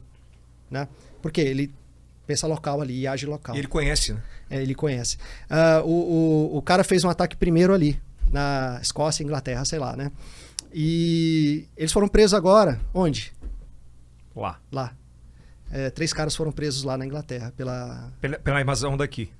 Por várias. Cara, depois que eles atacaram aqui, eles tinham atacado ano passado essa questão do iTunes. Depois eles foram para aquela Electronic Arts, aquela fabricante de jogos. Alegaram também, igual aqueles casos que a gente citou no começo lá, alegaram que tinham os dados, a gente não confirmou. E a gente guardou isso em base de dados, nessas conversas. Aí quando eles vieram para o Ministério da Saúde, a galera começou a procurar bastante a gente, chamou muita atenção o fato. Vocês foram contratados pelo governo? Não, eu tenho alguns contratos com órgãos públicos, mas não especificamente o MS. Eles conseguiram, através da contra-inteligência, voltar a ter acesso ou eles tiveram que pagar? Não, eles conseguiram reconstituir tudo. Conseguiram, né? Até porque, assim, boa parte do que aconteceu não foi na infra deles. É aquela história do terceiro que acaba prestando um serviço. Que acaba ferrando, às vezes, a situação. Não foi nem responsabilidade deles direto. Então contrata o Felipe, né? Pelo amor de Deus. Cara, que sensacional esse bate-papo. Era bate-papo para 3, 4 horas assim, brincando. Quando é que ele volta para Teresina, doutor? Perguntas aí, mas vamos deixar para o próximo. Quando é que volta? Né? Vamos voltar para falar da fintech aqui depois. Pois quando é que você volta? Quando é que volta? As criptomoedas. Quando é que você volta a Teresina? Não, eu tô sempre aqui. Então pronto, se você tiver disponibilidade. Claro. Eu acho que é um tema que acho que vai rodar muito esse podcast, porque é um tema global e mundial mesmo. As pessoas têm vontade de ter conhecimento sobre isso, mas não é tutorial no YouTube, às vezes, que vai explicar isso aqui dessa forma, né? De uma linguagem bem mais simples. Obrigado, viu? Eu que agradeço, gente. Foi uma honra, um prazer te falar com você. Sensacional! Valeu, Felipe! Na próxima... lembrando que esse podcast vai estar na TV aberta para 7 estados, acredito eu, em 15 dias, né, ô Denis? Em 15 dias já, daqui 15 dias. Obrigado, Felipe, obrigado, Kilson. Aqui em cima já vai ter o próximo para você maratonar no final de semana. Obrigado mesmo, de coração. Dá um like, por favor, para o YouTube entender que você quer assistir a gente. Isso é o Cast.